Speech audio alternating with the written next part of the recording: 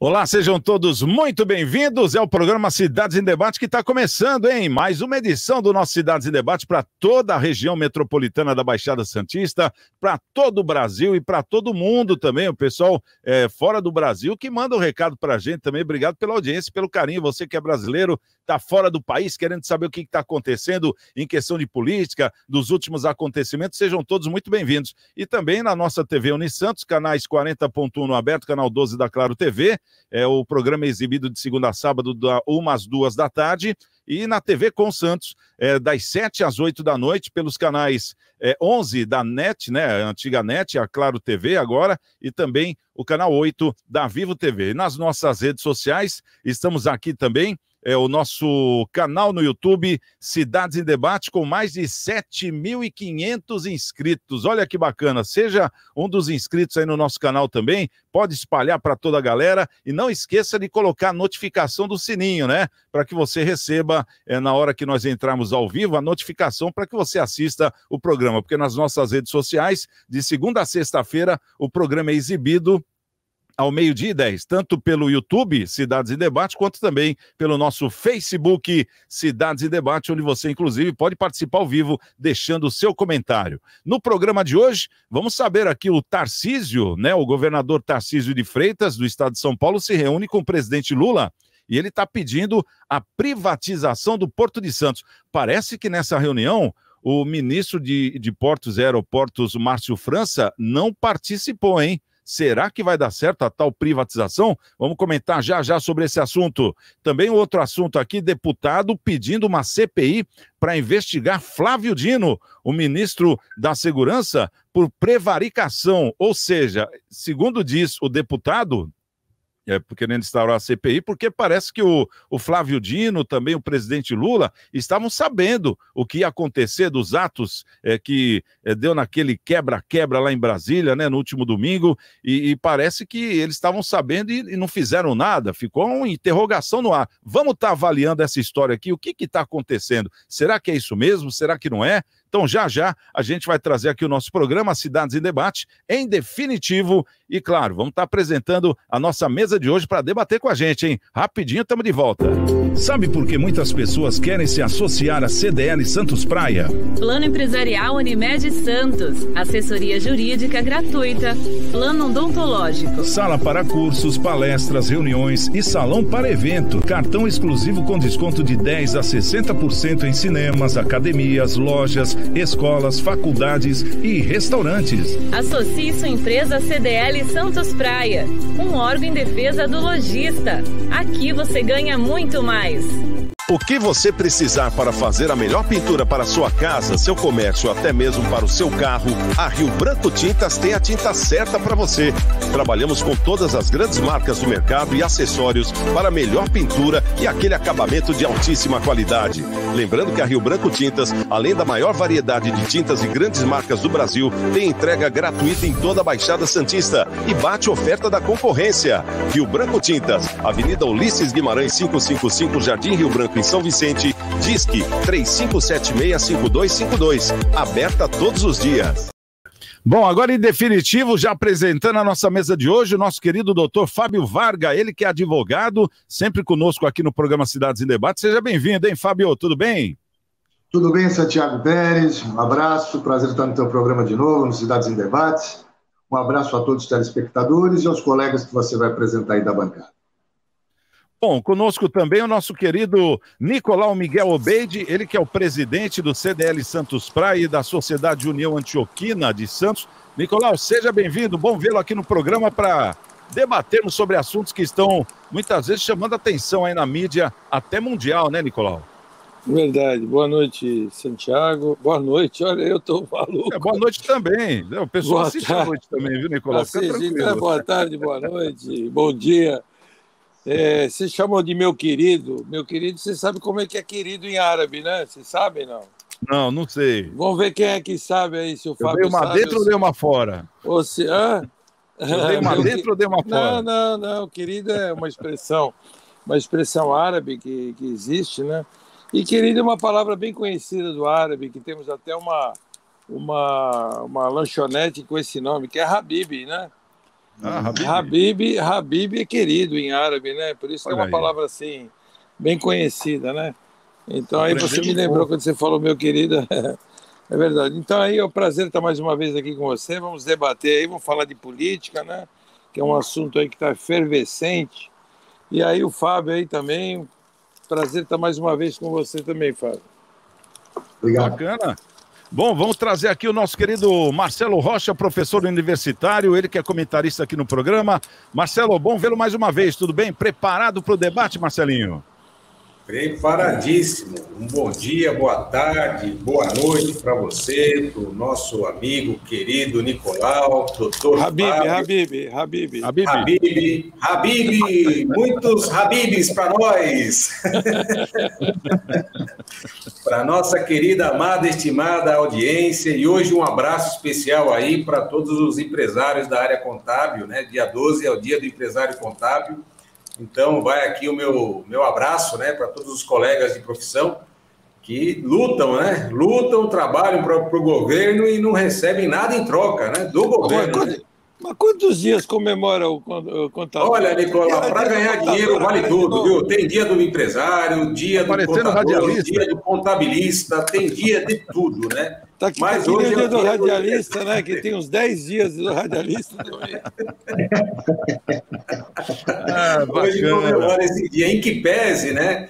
Em que pese temos aí a notícia não muito boa da Americanas, né? Que descobriu um rombo aí de 20 bilhões através aí de algumas escriturações ali contábeis. Tá? Vamos aguardar para ver o que vai acontecer, né?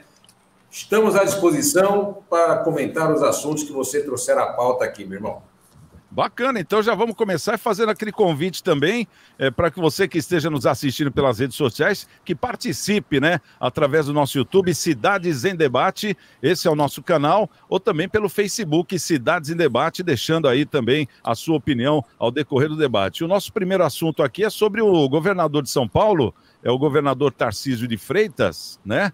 Ele aproveitou lá aquele encontro dos governadores e ele se reuniu com o presidente Luiz Inácio Lula da Silva logo após aquela reunião, nessa última quarta-feira, dia 11, em Brasília.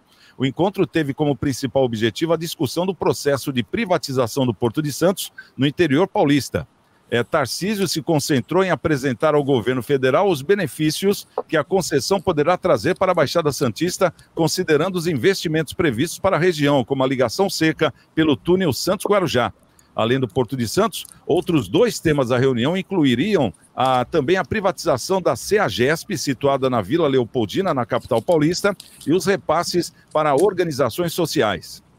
Também participaram desse encontro os ministros da Casa Civil e da Secretaria de Relações Institucionais, Rui Costa e Alexandre Padilha, além do secretário do Governo e Relações Institucionais de São Paulo, Gilberto Kassab.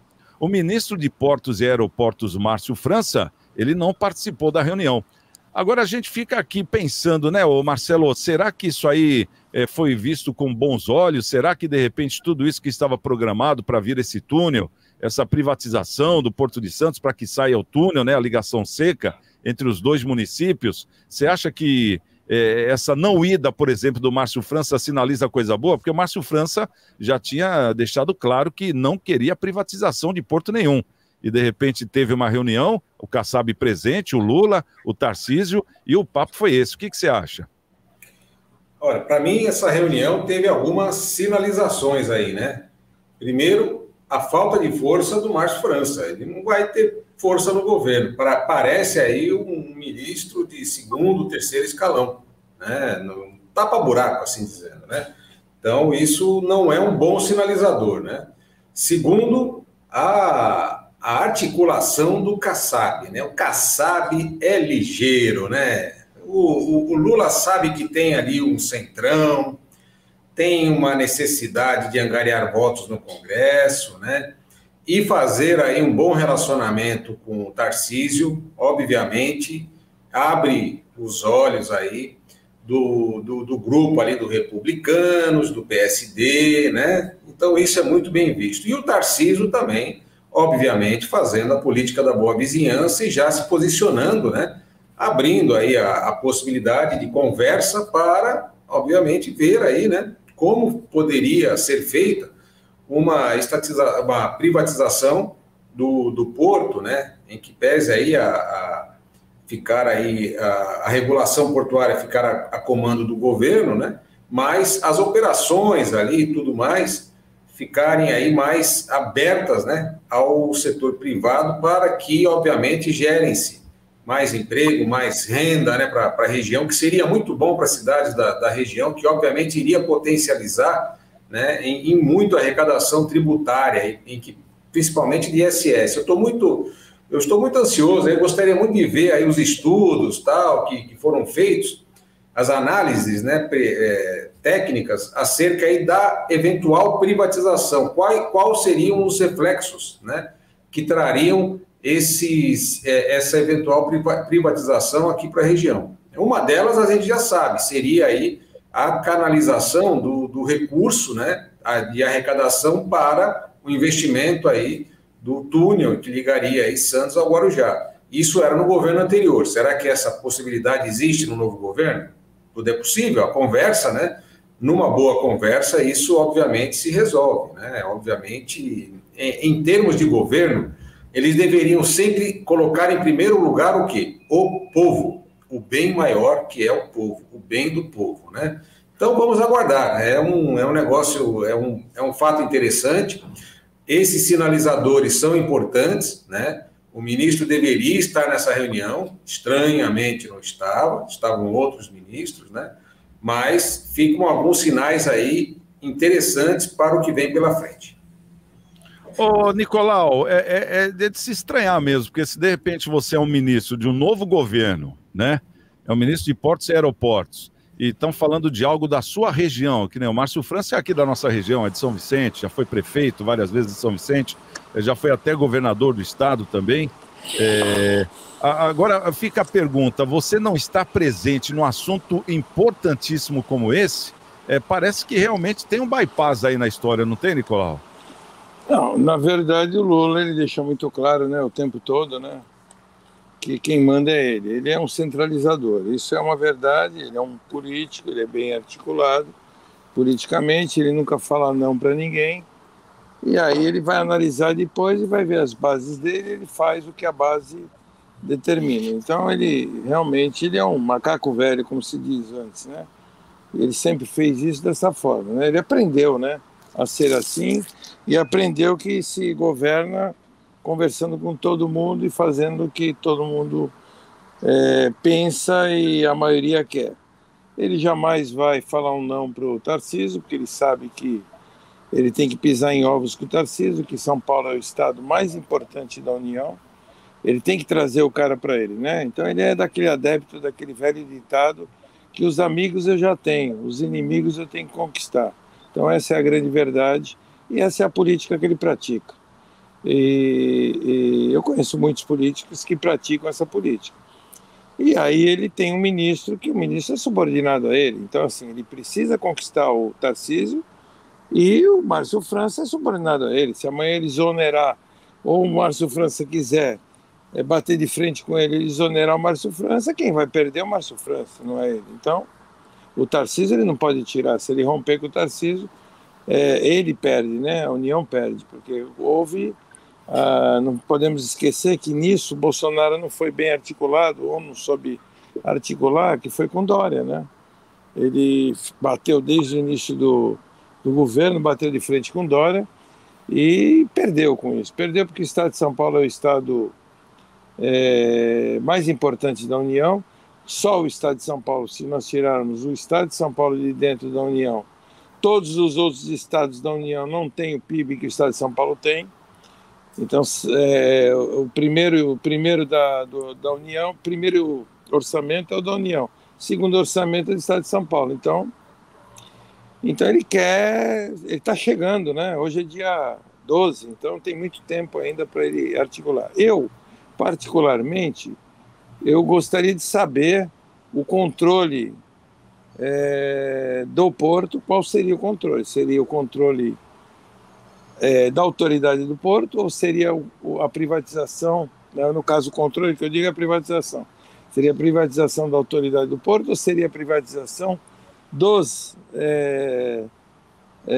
porto, né, em si, né, no caso? Porque a autoridade do porto, eu acho que ela tem que permanecer na mão da União, na mão do governo, porque é muito complicado, né? De repente você dá para terceiriza uma autoridade do porto, terceirizar a autoridade do porto tem que ter umas regras muito bem traçadas, um contrato muito bem feito, porque, vamos supor, né, vamos pensar num absurdo, vou falar um absurdo aqui. Amanhã depois alguém da autoridade do porto acha interessante importar cocaína ou transformar o porto do nosso porto em área de embarque e desembarque de algum tipo de droga. E aí?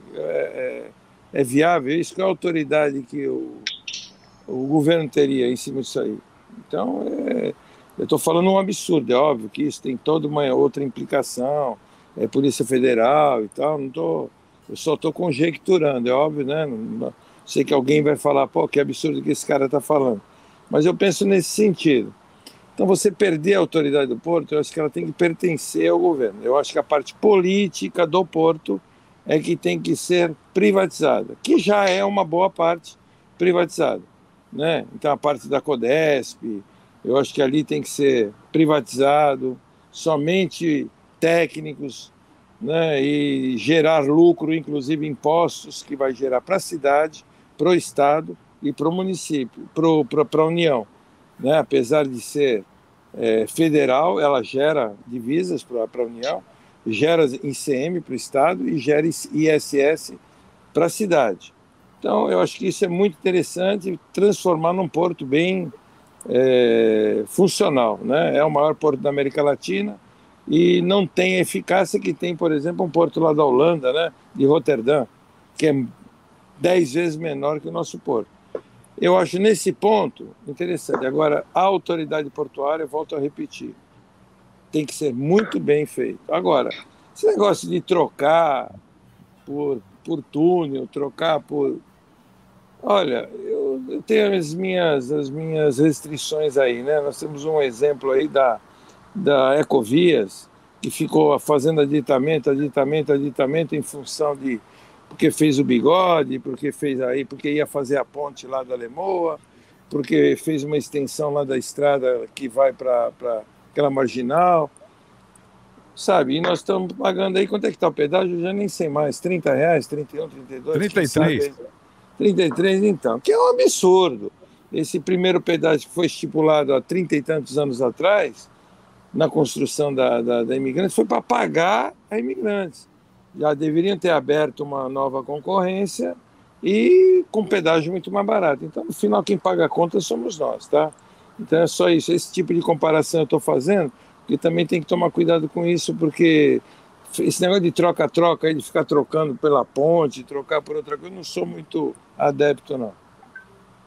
Tá certo. Bom, ô Fabinho, essa questão aqui do Porto de Santos é uma obra esperada há 100 anos, vamos dizer assim, essa travessia seca entre Santos e Guarujá. Não estou exagerando, você está no Jornal Tribuna, que é um jornal que tem Prestes Maia era o presidente. 125 anos, e há 100 anos se fala nisso. Então, quando vem aquele governo que parece que a briga está apertada ali para se ganhar, o governo de São Paulo, aí vem esse negócio, eu vou fazer a ponte, né? Sempre foi assim. Aí aquele cara que falou que vai fazer a ponte é eleito. Aí ele faz lá o mandato dele, sai do mandato e não fez a ponte coisa nenhuma. Há 100 anos tem essa groselha, vamos dizer assim, o português bem claro, para todos que moram aqui na Baixada Santista. Agora, por outro lado, a gente está vendo uma rejeição do Lula de 60%, uma rejeição do governo Lula logo no começo. Agora, se o Lula faz uma obra dessa, ele consegue dar uma invertida nisso, né? Porque o mais difícil ele tem, que é o quê? Um governador do estado querendo a obra. E se ele, de repente, faz essa obra, ele cai na graça do povo da Baixada. Eu vejo assim, porque política é isso, né? Independente de quem seja a pessoa. Mas aí, no caso, a gente está vendo que parece que está tendo uma abertura, estão limpando a área para que isso aconteça. A impressão que eu tenho, já tive várias impressões, não aconteceu nada até hoje. É mais uma impressão. Mas pela colocação das peças, porque é de uma certa estranheza. O ministro Márcio França, que é do Portos e Aeroportos e aqui da nossa região, não está na reunião. Não foi na reunião. Tipo, não vou na reunião, porque eu já me posicionei. Tipo, deve ter sido isso. Ele falou que não ia privatizar. E privatizando o porto, do jeito que o governador do estado quer, sai o túnel, porque o dinheiro vem daí. Você acha que isso é um preparativo para um sonho a ser realizado ou é mais uma falácia? Não, eu acho o seguinte, Santiago, o governador Tarcísio, primeiro dizer que a política é isso, né? Se faz com ideias, à mesa, sentando, o governador se mostrando bastante equilibrado, pelo menos nesses primeiros dias de governo, independente de ideologia política, ele está lá conversando, todos conversando, para um bem maior, e ele expondo a visão dele, que é a privatização do porto, e ele já há muito tempo, e vem falando sobre isso já quando era ministro do governo passado. Então, o que acontece? O Nicolau falou um ponto importante aí, que eu tinha até anotado aqui, que eu ia falar de fato, que é o problema da autoridade portuária da privatização, e eu também não concordo. Eu acho que se houver essa privatização, tem que ficar na mão da União. Por quê? Porque um dos fundamentos contra a privatização é que poderiam os produtos na mão dos estrangeiros, por exemplo, a privatização, os produtos nacionais ficariam num segundo plano e a circulação de produtos nacionais poderia diminuir. Então, essa é uma das preocupações. Eu não sou especialista nisso, mas eu também acho que a autoridade portuária não pode ser privatizada. E no que tange aí ao túnel, a gente escuta isso desde que eu me entendo por gente, eu escuto sobre esse túnel, é sempre uma promessa de campanha e coisa e tal, né? Agora, o governador, ele de fato, ele tem um projeto, deve ser um projeto complexo, que é para você privatizar o maior porto da América Latina. Imagina o que não envolve isso, né? E que já foi aprovado pelo Tribunal de Contas da União, enfim. Me parece que pode sim, pode ser que... A gente sabe que o governo PT, ele é um governo que não é muito às privatizações, né? Eu li alguma coisa também no que tange aí a CEAGESP, que esse já está afastado pelo governo e não vai privatizar. Mas no que diz respeito aí ao porto, outras conversas vão ser mantidas, e até está marcada uma para o final do mês, dia 27 de janeiro, se eu não me engano, para retomar essa discussão aí da privatização, que me parece que é interessante, sim, porque aí você pode arrecadar 20 bilhões, é a conta que fizeram mais ou menos, que pode ser, e na verdade é uma concessão, né? Não é uma privatização total, é uma concessão por um prazo determinado, se eu não me engano, de 30 anos. E, enfim, tem que se conversar, colocar na mesa e ver o que acontece. Eu acredito que possa, sim, acontecer, apesar de ser difícil por se tratar de um governo que não gosta muito de privatizar. Tá certo. Bom, nosso programa Cidades em Debate, a gente fazendo convite aqui para que você sempre esteja conosco nas nossas redes sociais, no Facebook Cidades em Debate, também no nosso YouTube, onde inclusive você, se quiser, já pode deixar o seu comentário lá na nossa página, no nosso canal no YouTube, Cidades em Debate também, né? É só ir lá no chat e já deixar lá o seu comentário. Bom, quero agradecer a audiência de todos vocês também que estão sempre conosco aí no nosso Telegram. O nosso Telegram é Santiago Pérez, né? E também todo o pessoal que está com a gente aqui na Baixada Santista, também o pessoal que sempre nos assiste e manda aquele abraço. Então, retribuo todos esses abraços que eu venho ganhando de todos vocês. Bom, vamos trazer uma outra matéria aqui, que é uma matéria que chama muita atenção, que se refere justamente àqueles atos de vandalismo, né, que aconteceu no último domingo em Brasília. E agora vem uma notícia aqui, que parece que soa o alarme. Um deputado federal está querendo implementar uma CPI para investigar o ministro da Segurança, Flávio Dino. Segundo o deputado Evair de Mello, é preciso apurar a responsabilidade do ministro da Justiça sobre os acontecimentos do último dia 8 de janeiro em Brasília. Evair de Mello, ele é deputado pelo PP do Espírito Santo. Ele apresentou um requerimento para a criação de uma CPI para investigar o Flávio Dino. Segundo o deputado federal, a apuração é necessária tendo em vista, segundo ele, aspas, a ciência prévia e privilegiada do ministro da Justiça e Segurança Pública sobre os acontecimentos do dia 8 de janeiro, na Praça dos Três Poderes, em Brasília. É imperioso afirmar que o ministro da Justiça e Segurança Pública, Flávio Dino, sabia que as manifestações aconteceriam, mas nada fez para impedir a entrada de manifestantes na esplanada dos ministérios e tampouco determinou ou verificou se haveria aparato policial suficiente para conter os manifestantes, foi o que afirmou o deputado.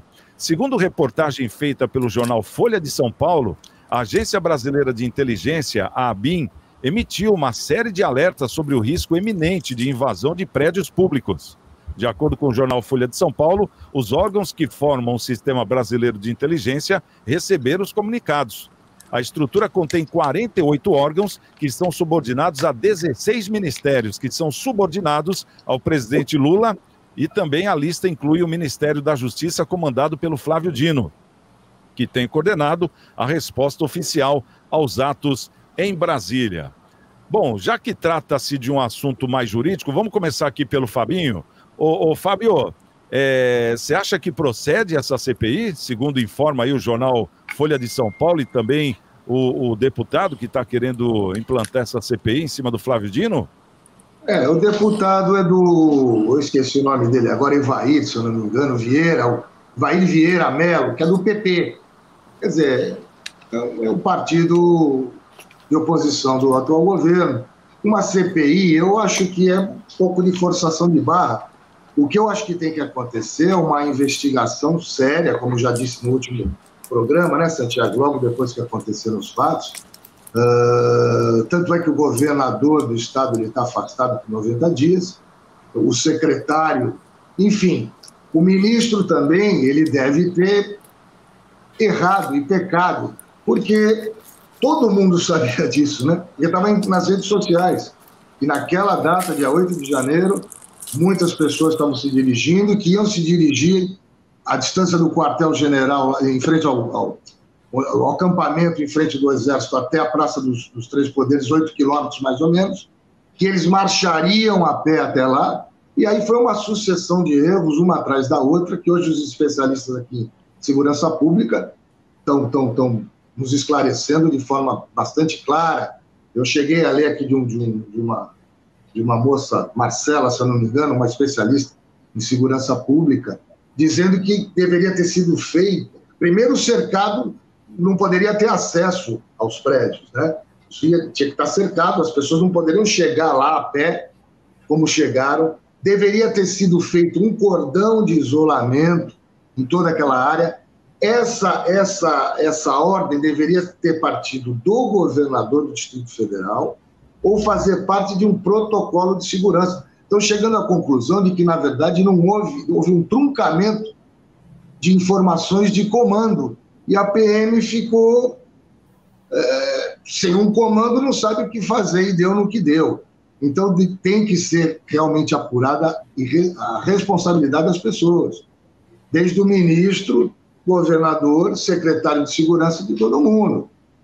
Eu acho que tem que ser apurado, sim. Agora, não sei, uma CPI, eu acho que já é um pouquinho de forçação de barra política aí, mas que tem que ser, que houveram as falhas, me parece bastante claro, apesar, repito, de não ser especialista em segurança pública, mas a gente viu o contingente de policiais que tinha na hora, um número reduzido e as pessoas invadindo, enfim. Mas vamos ver, tem que ser apurado sim, tem que ser apurado e responsabilizar aqueles que falharam. Nicolau, a gente vendo uma cena dessa que nós vimos no último domingo, claro que nós não aprovamos, pelo contrário, nós reprovamos qualquer ato que seja insano, como foi, né, de quebradeira lá na Praça dos Três Poderes, mas é uma coisa que já tinha sido pré-anunciada, né? Nós sabíamos, todos nós aqui sabíamos, que a gente sempre recebe alguma coisa pelo WhatsApp, e nós já vimos que muitas outras atitudes ou eventos que aconteceram bem antes da gente saber, o pessoal já estava preparado. E nesse, infelizmente, parece que não estavam preparados. E agora vem a ABIN porque a ABIN foi notificada lá pelo Flávio Dino, pelo presidente, eles falam, não, calma aí, olha aqui o memorando, nós mandamos aviso para vocês é que não tomaram providência. E agora fica esse diz que me diz, o próprio governador de Brasília, né, o Ibanez, foi colocado de canto, 90 dias de gancho, o secretário de Segurança de Brasília também, do Distrito Federal, já foi exonerado. Quer dizer, algumas ações bem ríspidas foram tomadas. Agora, nessa questão, você não acha que deve ser muito bem avaliado e também, caso seja mostrado alguma incoerência nesse quesito aí, deveria ter punições? Uma CPI seria o começo ou não? Olha, deixa eu te falar uma coisa. Engenheiros de obra pronta tem um monte, né? Isso existe de monte. Depois que o fato acontece, todo mundo palpite, todo mundo fala, deveria ter feito isso, deveria ter feito aquilo. Isso aí é um mal da humanidade, né? Todo mundo tem teoria para depois, né? Eu queria ver antes. Quem são os responsáveis? Aí vamos apurar quem são os responsáveis por não estar preparado para a invasão dentro das 3 casas, né? Na verdade, tudo que indicava era um protesto modesto, como vinha acontecendo aí há quase 90 dias, um protesto sem quebra-quebra, porque não tivemos um incidente desde então que começaram aqueles acampamentos em portas de exército, nunca ninguém tentou invadir nenhum exército, nunca ninguém tentou invadir nenhuma unidade particular, nenhuma unidade do governo. Então, realmente foi muito estranho.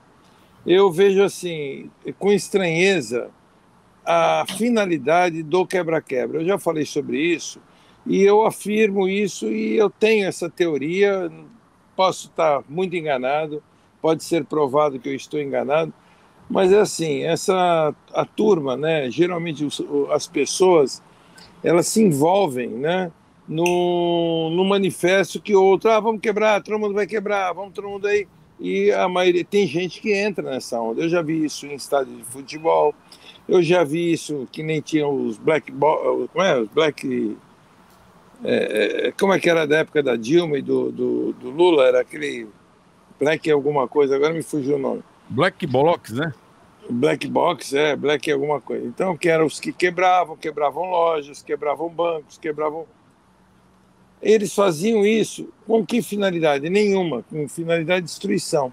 Mas aí você percebia que um começava a fazer e o outro se envolvem, né? Porque também tem uma tendência à marginalidade, ou uma tendência a vão quebrar tudo, né? Aqueles revoltados da vida, e faziam isso. Eu acho que foi mais ou menos isso que aconteceu. Tinha gente infiltrada, gente que começou a atiçar, vamos quebrar, e os outros se envolveram e acabou acontecendo o que aconteceu. E, na realidade, eles não previam que isso fosse acontecer em função da passividade que vinha acontecendo os protestos. Erraram, porque eu acho que a prevenção é uma coisa que tem que existir, principalmente do poder público, né? Você tem aquele velho ditado que fala, você coloca a tranca depois que a casa foi arrombada, isso não pode ser feito. Agora, também eu acho que, por um outro lado, aconteceu, vamos ver quem falhou, vamos apurar. Agora, afastar, que nem o Alexandre de Moraes, ele mesmo toma a iniciativa de afastar, ele toma a decisão, ele acusa e ele afasta o governador. Quem é o presidente do Brasil? Quem é que manda nesse país? É ele? É o judiciário? É muito estranha essa atitude dele, né? Ele tem que ser instigado, que eu saiba, o STF tem que ser provocado, né? Tem um advogado aí, o Fábio advogado, sabe disso? Tem que ser provocado para ele responder se vai tomar atitude ou não. Ele mesmo acusou, ele mesmo julgou, ele mesmo tomou atitude. Esse Ibanez, eles querem afastar ele por problemas políticos. Tem política nisso? Tem. Quem ganhou com tudo isso foi o Lula. O Lula saiu de ex-presidiário para salvador da pátria, para senhor da democracia. sabe? Ninguém tira da minha cabeça que isso aí é alguma coisa orquestrada. De repente, o Dino lá, o que tem 500 e tantos processos contra ele, que querem fazer CPI, que nem você falou, acabou com todos os protestos do Brasil inteiro, numa caixa d'água só, que nem eu falei ontem, né? Numa caixa d'água só que todo mundo deu risada, que nem eu falei no programa do CDL. Mas acabou com todos os processos, com todos os protestos no país inteiro, numa cacetada só. Será que isso não estava já previsto? Será que isso aí não estava articulado? Será que não era essa a intenção? Aí vai a minha pergunta. O Nicolau está com a teoria da conspiração. Será que eu estou tanto com a teoria da conspiração, gente? Eu gostaria de saber do Marcelo também, do Fábio.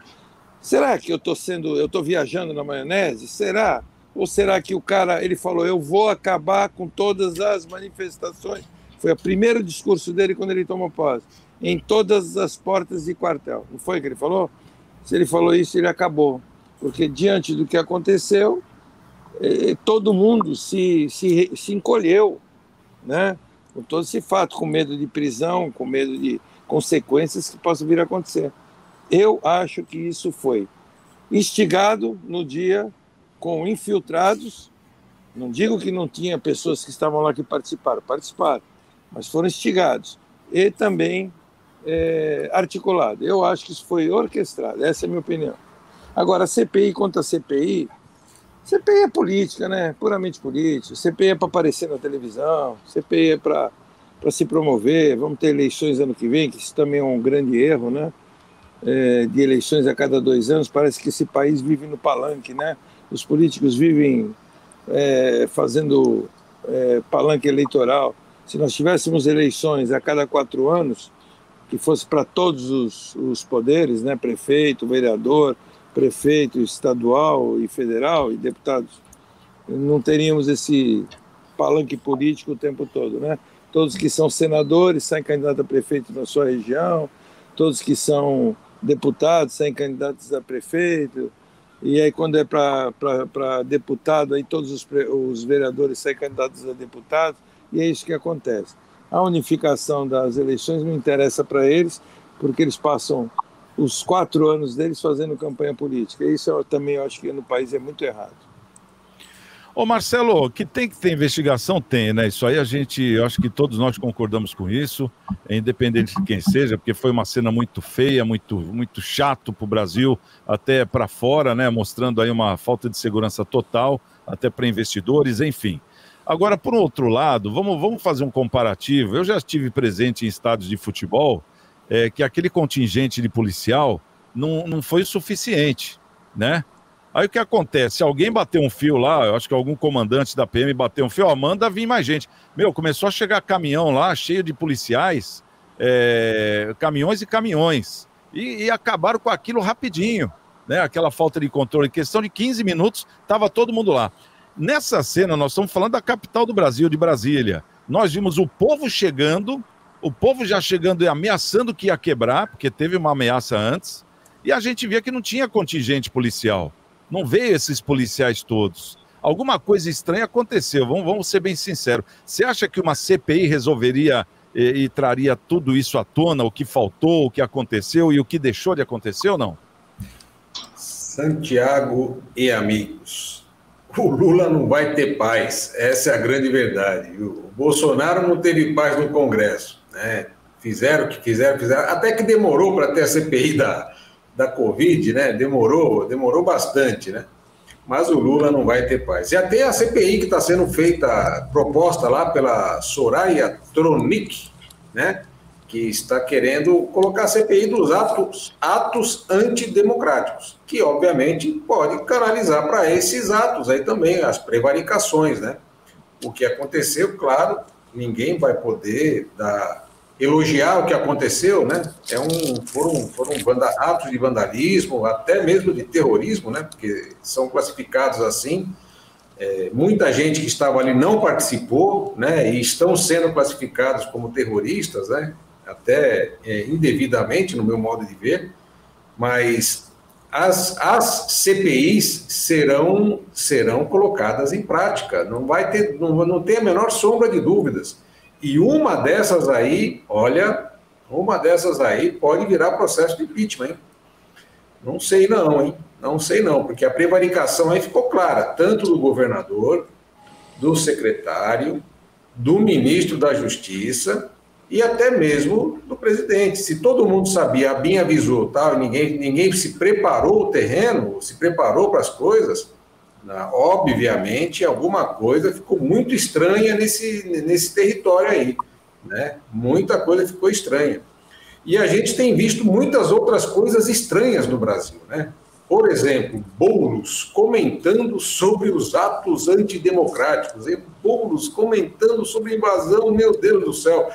Isso é incrível. É piada pronta. Pois é. Não, e outra coisa, o Boulos incitando violência em São Paulo e ninguém fazendo nada, dizendo, olha, senhor governador Tarcísio de Freitas, se fizer isso aqui, nós não vamos aceitar, vamos tirar no braço, vamos fazer. Isso é incitação à violência. Cadê o Ministério Público que só atua por um lado? Isso deveria ter sido alvo de investigação, ter sido alvo de, no mínimo, um chamamento lá, falou, ô, deputado, aqui não, São Paulo não, você vai para a sua banda, aqui em São Paulo não, aqui tem comando, né? Aqui tem comando, aqui tem governador, tem secretário de segurança, tem gente que comanda as coisas aqui. Se precisar atuar, a polícia vai atuar, você pode ter certeza absoluta, não precisa o senhor vir mandar, orientar, né? Que aqui a gente sabe o que fazer, tá certo? Não vai ninguém prevaricar em cima das ações, mas vai respeitar aquilo que está descrito na Constituição ou se houver alguma determinação judicial. Determinação judicial, o doutor Fábio está aí. Mesmo que a gente não concorde, cumpra-se. É assim que funciona. É assim que funciona o Estado democrático de direito. Mas agora, pode para um lado e para o outro lado não? Isso que ele fez é uma incitação gravíssima de violência. Imagine se tivesse ontem os manifestos lá que estavam previstos na Paulista, alguma coisa assim, né? O próprio Ministério Público já tinha falado, se fizer, não pode ir lá, quero que o prefeito feche tudo, quer dizer, para fazer o outro lado, fazer a manifestação e incitar a violência, pode. Aí não pode. Então, esse desequilíbrio é que não está legal. A gente precisava ter algum discurso que trouxesse harmonia, sabe? Que fosse mais apaziguador. E a gente não vê esse discurso, só vê mais lenha na fogueira. Você viu o discurso do Melo ontem? Do Marco Aurélio Melo? Marco Aurélio Melo, você viu o discurso dele? Então, ele é muito coerente naquilo que fala, em que pesa a gente não concordar, né, com a liberação do traficante, as coisas lá que a gente não gosta, né? Mas, assim, ele tem muita coerência naquilo que fala, né? Ele fala, olha, tem coisa desumana, a mão está muito forte, né? Tá muito pesada a caneta, né? Então, assim, a gente precisava ter um pouquinho mais de ponderação, né? E, obviamente, tentar apaziguar mais os ânimos aqui no Brasil. Mas ele falou os nomes, né, o Marcelo? Falou. Ele falou que o ministro Alexandre de Moraes não está apaziguando, ele tem a obrigação de procurar. E ele falou que se arrepende de ter sido favorito, aliás, de ter indicado, inclusive, para o Michel Temer, o Alexandre de Moraes. Ele falou que se arrepende. Se arrepende, exatamente. Então, que o Alexandre de Moraes está com a mão muito pesada. Então, é o maior ele foi porque ele não quer pacificar. Nada. Ele está em queda de braço. Então, esse que é o problema. O cara, quando é um ministro, eu acho que ele tem que ser pacificador. Ele tem que estar numa situação de vamos acalmar os ânimos. Não tem vencedor nem perdedor. Todo mundo perde ali, né? Então, assim, vou dar uma de Dilma agora. Ninguém ganha, ninguém perde, todo mundo perde. Mas é a verdade, não é, Fábio? Não é verdade? Todo mundo vai perder, o país perde. Discurso, ninguém ganha, ninguém perde. Que foi discurso da Dilma. Mas eu achei o Marco Aurélio Melo ele muito coerente em dizer que a obrigação de um ministro seria pacificar. E eu acho que é essa mesmo. E ele não quer.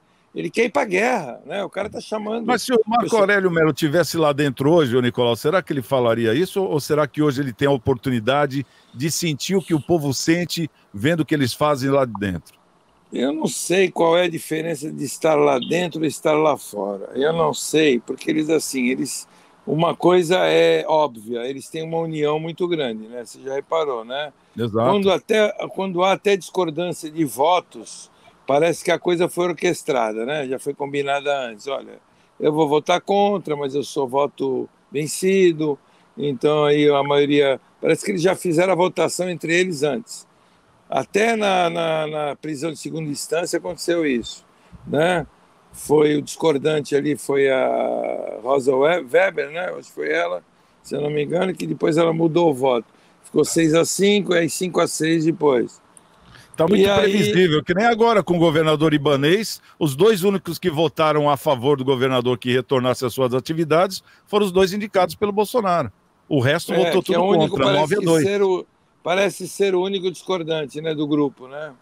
Então. E o Lula ainda vai ter chance de indicar 2 ou até 3, porque se a PEC da Bengala realmente prevalecer e se aposentar 3, então vamos ver o que vai acontecer. Parece que eles concordam um com o outro, parece que eles têm um pacto entre eles, né? Então, mas eu acho assim, o Alexandre de Moraes, eu acho que ele é um cara que tem que dar um sossega-leão nele, porque não é papel de um ministro.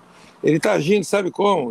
Quando ele era secretário de segurança do Michel Temer, Nicolau, do estado de São Paulo. Ele não quis tirar férias para não deixar o substituto tomar as decisões por ele.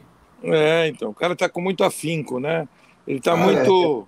Agora, deixa eu fazer isso nos leva a pensar outras coisas. Não leva a pensar outras coisas, Fábio? Leva a pensar outras coisas. Eu gostaria de fazer um contraponto aí, que a gente fala-se muito de STF, de ministro Alexandre de Moraes, mas o que acontece? Para situações extremas, ao meu ver, às vezes você tem que tomar atitudes extremas. Quer dizer, diante de uma situação daquela, porque o juiz ele tem uma coisa chamada de poder geral da cautela. Então, veja, a segunda pessoa mais poderosa no país é o presidente do Supremo Tribunal Federal. Né? Na verdade, ele não é o presidente, mas... A segunda? Tu acha que é a segunda?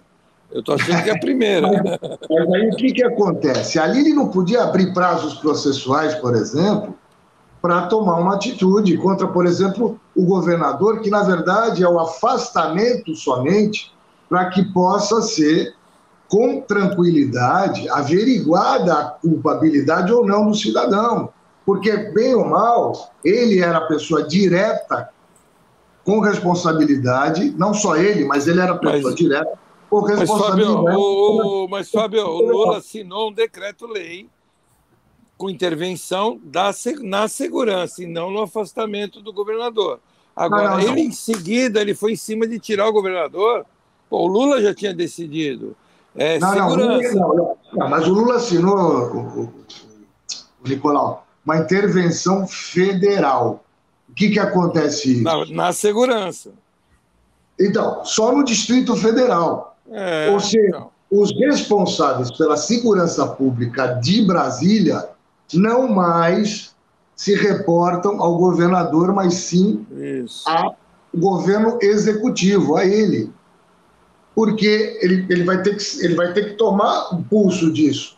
Porque se aconteceu o que aconteceu, como nós estamos falando aí, que tudo leva a crer que teve alguma coisa muito estranha nisso, da PM não ter agido, de todo mundo saber e ter acontecido o que aconteceu, então a intervenção federal é nesse sentido. Agora, a atitude do ministro Alexandre de Moraes, no que diz respeito ao governador, foi simplesmente uma medida cautelar, porque ele, mantido no governo, ele podia, de alguma forma, logicamente, é um ser humano como todos nós, o que ele ia fazer?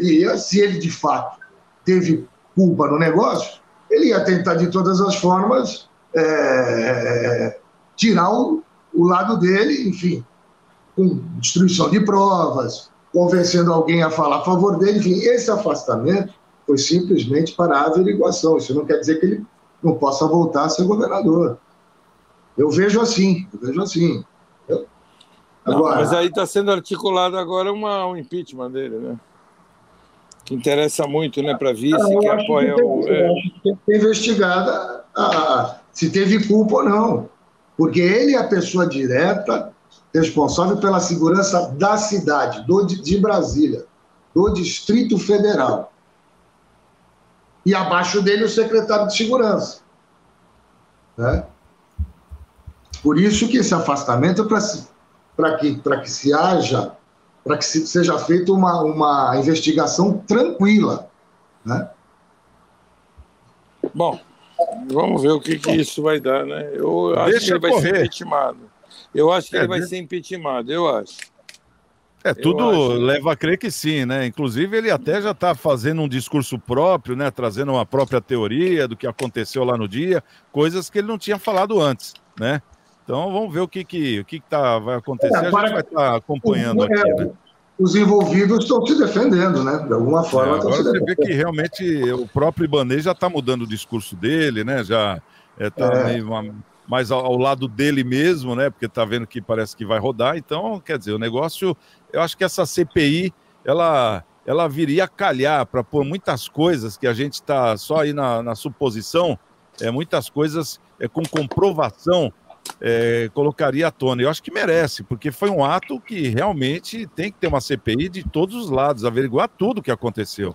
Inclusive essa questão aí do próprio ministro de Segurança, se ele sabia ou não, segundo o Abin falou que ele sabia, o Lula sabia, enfim, nós temos que ter uma transparência maior nessa questão, porque hoje nós temos aí 1.160 e poucos presos justamente dessa questão, sendo que esses manifestantes estavam em frente ao QG do Exército. Quer dizer, tem que pôr tudo isso, apurar tudo isso, se realmente eles estavam lá, se não estavam, por que essas pessoas foram presas, não sei. Eu acho que só a transparência e a apuração é que vai sanar e saciar a nossa sede de justiça. Essa que é a verdade, independente de qual seja o resultado. Deixar bem claro aqui. Porque isso aí é inconcebível o que aconteceu lá nesse último domingo, né? Bom, vamos trazer aqui no nosso Cidades em Debate. Eu queria até convidar você que está nos assistindo aí, principalmente pelas redes sociais, onde a gente transmite o nosso programa de segunda a sexta ao vivo, ao 12h10, que deixe o seu like aí nas nossas redes sociais, porque o nosso canal aqui não pede dinheiro, a gente não fica a todo momento falando que a gente vive disso, não sei, quer dizer, a gente não como se diz, Marcelo, quando a pessoa pede dinheiro, nem sei o nome disso aí, tem uma palavra certa, né? O canal que é monetizado, né? Acho que é monetizado que fala, né? Monetizado. Nosso canal não é monetizado, aqui a gente está fazendo realmente um trabalho, estamos em transmissão com a TV Unisantos, na Baixada Santista, para toda a Baixada, TV com Santos também, e claro que a gente já usa as nossas redes sociais. Então o seu like e o seu joinha é mais importante do que qualquer dinheiro, então não esqueça de deixar tanto no Facebook, na página Cidades em Debate, quanto também no Cidades em Debate no YouTube, ok? Vamos trazer aqui uma notícia que chama muita atenção, essa aqui, já para finalizar, né? 70% da população da África não recebeu nenhuma dose da vacina contra a Covid. Essa é a notícia, né? Mais de 70% da população não recebeu nenhuma dose da vacina, segundo a Organização Mundial da Saúde, a OMS. O que chama atenção é que, apesar disso, o continente tem proporcionalmente o menor número de casos, perdendo apenas para a Oceania, e o menor número absoluto de mortes também. Nós estamos falando de 55 países, né? Uma população de 1 bilhão e 400 milhões de pessoas, né? Cerca de 180 mil mortes foi registrado e 8 milhões e 700 mil casos. Já na Europa e nos Estados Unidos, que tem metade da população, cerca de 746 milhões de pessoas, o número de mortes é significativamente maior. Mais de 1 milhão e 100 mil mortos por Covid foram registrados nos Estados Unidos e mais de 2 milhões na Europa. Em entrevista à Agência Brasil, o pesquisador da Fundação Oswaldo Cruz, da Fiocruz, o Augusto da Silva, responsável pela cooperação com o continente africano no Centro de Relações Internacionais em Saúde da Fundação, disse que essa discrepância chamou a atenção dos pesquisadores, que até agora não sabem explicar por que os não vacinados contra a Covid ficam menos doentes ou morrem menos do que os vacinados na África. É uma coisa totalmente incoerente pelo que a gente vê, porque a gente viu que aqui no Brasil, quando chegou a vacina, mesmo sendo uma vacina aí ainda experimental, realmente reduzimos muito o número de mortes. Agora, Nicolau, o que acontece na África que 70% da população não foi vacinada com nenhuma dose e a mortalidade é menor? Veja bem, eu não sou infectologista, não saberia nem dizer... eles sabem, né? Deixa bem claro, nem eles sabem. Eu vou muito no achismo, né? Primeiro lugar, eu acho que o controle nesses lugares também estão subestimados, né? Já começa por aí que ali eles são todos muito subdesenvolvidos, precisa ver se tem um controle que nem a gente tem, que nem os Estados Unidos têm, né? Por exemplo, a gente vê o controle da China, números da China são números também que são escondidos, né? Eles não revelam, né? Que nem em Wuhan, né?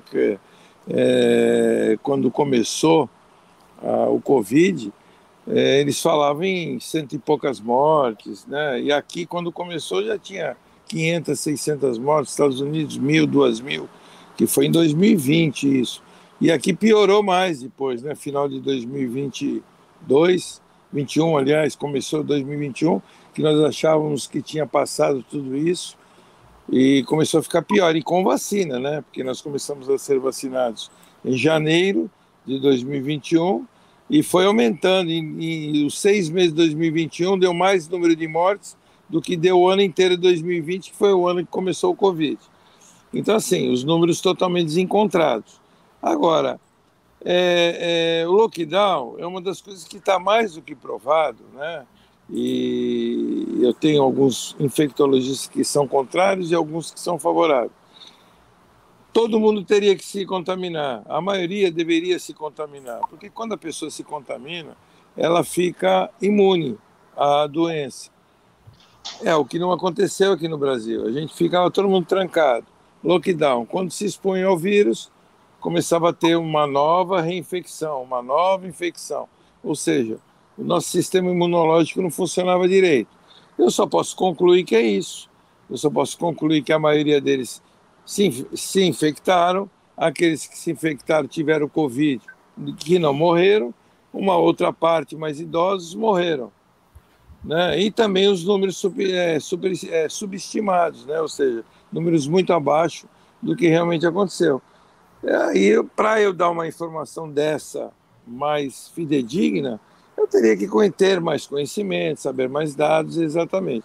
Mas eu estou supondo, né? Então fica bem claro, eu supondo. Muitas pessoas eram contrárias ao enclausuramento, né? Muito contrário ao lockdown. Porque eu vi muitos falando que as pessoas têm que se contaminar para poder o vírus, depois de, se não me engano, falavam 50% ou 60% de pessoas que já tinham se infectado, o vírus diminuía a circulação, não era isso? Você está lembrado disso, Santiago? Era mais ou menos isso. Então eu acho que foi isso que aconteceu. Deve ter morrido muito mais gente do que eles falaram, né? Eu acredito que deve ter morrido muito mais. Ô Marcelo, o que você poderia falar? Quer dizer, uma pergunta muito, assim, difícil, sem precisão, porque nem os próprios pesquisadores sabem explicar o porquê que 70% da população da África não recebeu nenhuma dose e o número de mortalidade é muito menor. É uma pergunta que a OMS, né, que gosta muito de lacrar, poderia responder para a gente, né? A Covid ainda é uma grande incógnita, né, que ainda precisa ser respondida e muitas pesquisas ainda com certeza serão feitas. Eu fico prejudicado em dar uma resposta objetiva aqui também, como o Nicolau disse, né? Vamos acompanhar cena dos próximos capítulos, torcendo e orando para que vidas sejam preservadas. Tá certo. Fabinho, 30 segundos ainda dá para você dar um palpite nessa matéria aí. Talvez de fato aí o controle dos números, né? Por se tratar de países pobres, que não têm a condição de fazer uma aferição com maior, de forma fidedigna, e talvez também, vou dar um chute meu aqui, todo mundo chutou, eu vou dar um chute, talvez um número menor de estrangeiros circulando pelo continente africano do que se nós compararmos com a Europa, com os Estados Unidos. Talvez um chute também possa ser isso, talvez um menor número de estrangeiros circulando pelo continente. Vamos esperar que a gente tenha contribuído com algum achismo aqui para os pesquisadores que também não sabem por que acontece isso. Bom, eu quero agradecer aqui a presença do nosso querido Marcelo Rocha, comentarista, o Nicolau Miguel Obeide, presidente do CDL Santos Praia, o Fábio Varga, advogado, e a você que nos assiste, obrigado pelo carinho, obrigado pela audiência. Amanhã, no mesmo horário, ao 12h10, nas redes sociais, estaremos de volta e nas TVs Unisantos e TV com Santos. Estamos com Deus, amanhã quem chegar primeiro, espera o outro. Até lá. Sabe por que muitas pessoas querem se associar à CDL Santos Praia? Plano Empresarial Unimed Santos, assessoria jurídica gratuita, plano odontológico, sala para cursos, palestras, reuniões e salão para evento. Cartão exclusivo com desconto de 10% a 60% em cinemas, academias, lojas, escolas, faculdades e restaurantes. Associe sua empresa CDL Santos Praia, um órgão em defesa do lojista. Aqui você ganha muito mais.